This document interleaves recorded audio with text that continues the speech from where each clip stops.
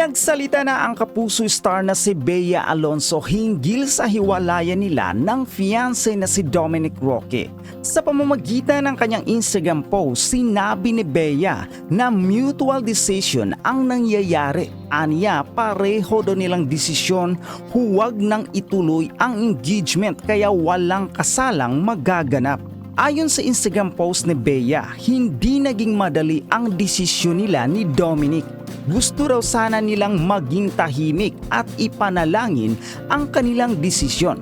Subalit marami raw lumutang na espekulasyon, tanong at insulto laban sa kanilang dalawa.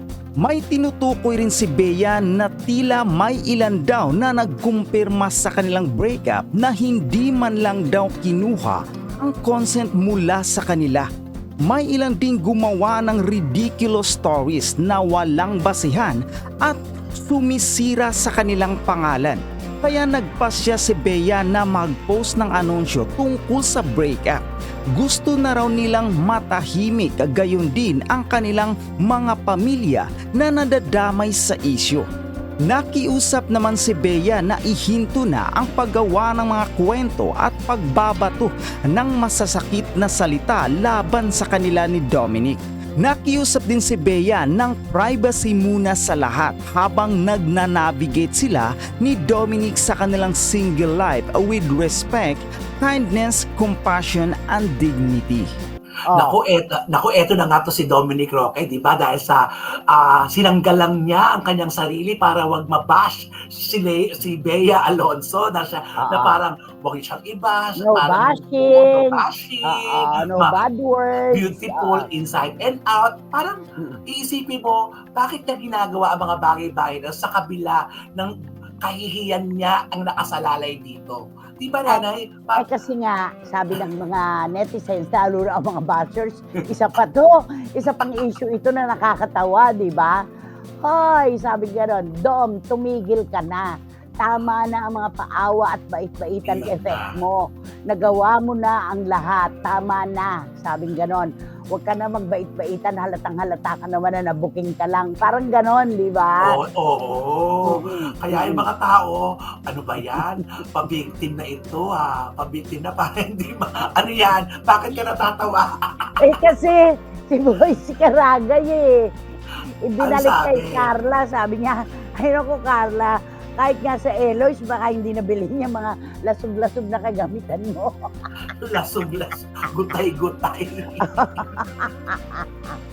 Allah, nakakaloka talaga. Eto si John. Eto. Ay, nako. Ito, isa rin ito. Sabi niya, isa ka pa dyan, Dominic. Lasog-lasog na nga ang issue, pinipilit mo pa yun sa'yo. Nakakaloka, grabe. Happy weekend, nanay. Diyos ko, pinuputakti ang buong newsroom ng tanong kung sino ang politiko.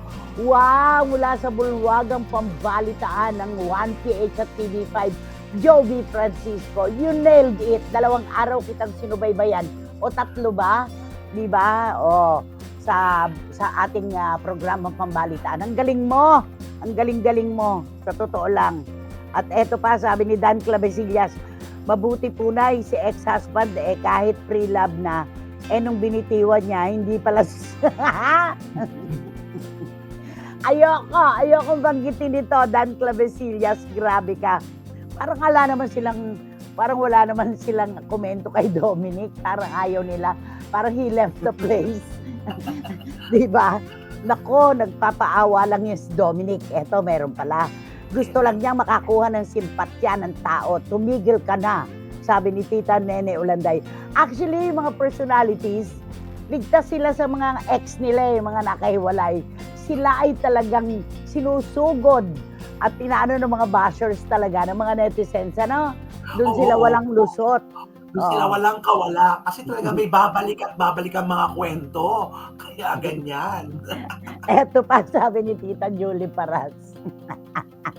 Dapat kay Boy Toyo na lang binenta ni Carla ang pre-love na binebenta niya. Baka sakaling bilhin ni Boss Toyo ito, Tita Julie. Ni Boss Toyo, baka pag may signature daw ni Carla. Ano ba yan? Nako, wating-wating ng London na hindi na raw sila napagkakatulog. Grabe, hindi lang daw utak nila ang ano ngayon masakit. Pati mga ingrown nila dahil doon sa politiko. Sabi niya, nanay, nako dahil dyan kay Dominic Roque, wala na kaming katahimikan. Ihahampas ko sa kanya yung mga sapatos si Carla. Makita ko lang siya. Wating-wating, easy. Easy lang, di ba? Alam mo, mga pintor na Pilipino, talagang napaka-ano talaga, no? Mga nakikimarites na rin. Nangunguna dyan si Jun Morondo, si Joe Florendo, si Louis Tolentino. Nakikimarites, magagaling na pintor na Pilipino. More clunay, sabi ni Von. Naku, Bon, parang awa mo na. Kahapon mo pa ako binubuliglig at nililigalig, di ba? Yun na. At eto pa, naku, nakakaloka. Nay, sigaw sa newsroom, more clue! Sabi raw. Ay. Oh, nako, eto po. Meron pa pong ibang politiko, ibang mga politiko na tumawag sa akin kanina. Dahil ang kanilang sinasabi, nanay, sabihin mo na kahit clue lang, kahit ano lang, kahit initials lang. Pero bakit po ganun? Ang laging hula, yung double ang letra at saka yung isang batang politiko. Ba't ganun? Oo. Meron Direct nga sa Rani TikTok. Zamora, bakit ganun? Sa TikTok mo, grabe yung, di ba, kinuha niya na tayo, tapos may picture. Sabi ko, Malabo raw, malabo. Hindi kilala. oo. Tapos Oo. meron iba-iba kung sino-sino mga nilalagay nila, kawawa naman. Oo.